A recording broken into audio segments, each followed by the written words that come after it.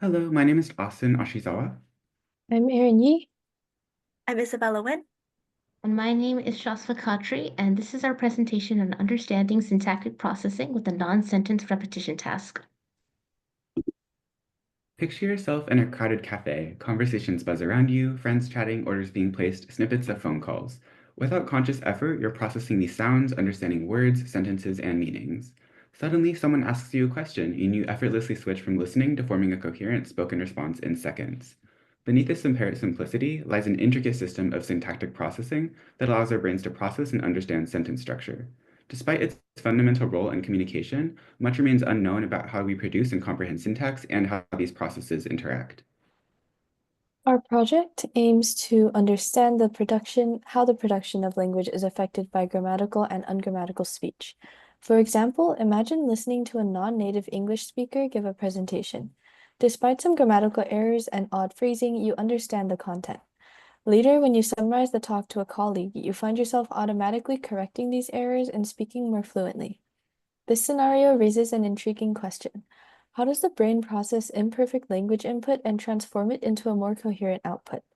This overarching question prompted our study to examine how individuals plan, process, and reproduce both grammatical and ungrammatical sentences. We're particularly interested in what participants' performance reveals about sentence-level planning processes and their relation to accuracy and grammaticality. Traditional methods for studying syntactic processing are limited in that they test the different aspects of processing, grammatical judgment, repetition, and comprehension separately. This makes it challenging to distinguish between difficulties with syntax itself and other factors like working memory limitations. To address this, we developed a novel task, the Non-Sentence Repetition Task, or NSRT.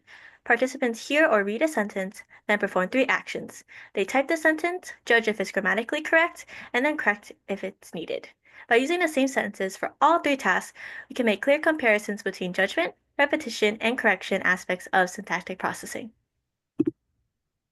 For example, one of our grammatical sentences was, two students that are eating cake in the small restaurant are cold.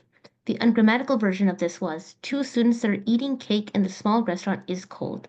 This was done to specifically look at the effects of syntactic structure on sentence production. So far, we've collected initial data from college students. As expected, giving people ungrammatical sentences resulted in lower accuracy in both the repetition and correction stages.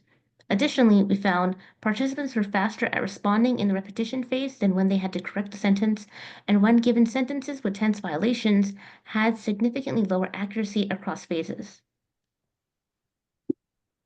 This research exhibits particular importance in its potential to aid in clinical settings. Current diagnostic tools often focus on single word comprehension.